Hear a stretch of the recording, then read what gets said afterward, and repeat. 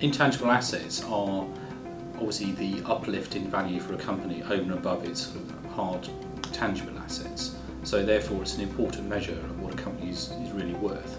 It's very, very hard in a rapidly growing company to accurately value it, particularly its IP assets at any one time. We had to see what we could offer potential funders, and the advice was that we should really get our intellectual property recognised and registered. Given where we are in the economy at the moment and the competitiveness, it's very important that companies do protect their IP, and that is going to be probably one of their most valuable pieces looking forward. An Inngot tool allowed me to adjust numbers to see which ones I then needed to do some background research on to get the exact input for.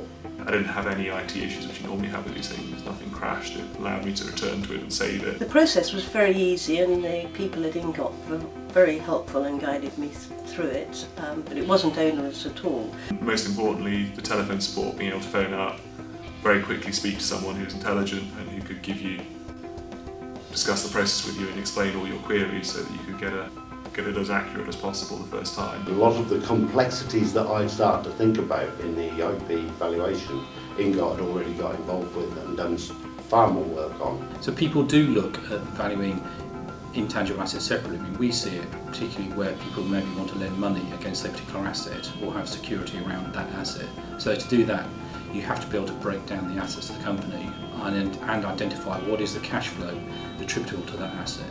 It's very useful to have a third party in a quick and easy system that's fairly transparent to enable us to get a valuation on what's probably the company's biggest asset in terms of its IP. Now, the Solomon valuation was pivotal in our negotiations with those people. Neither any of the new management team coming in or business angels found that had any issue with that valuation.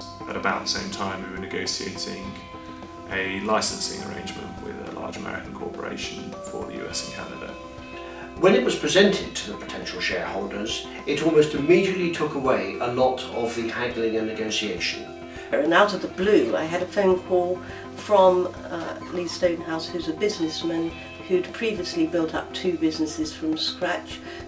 He was looking for a new project, and he's now come in as our managing director. We do think that Inngot are actually touching an area which is very important for businesses who are now really trying to sort of focus on how they can develop their IP and benefit from that going forward.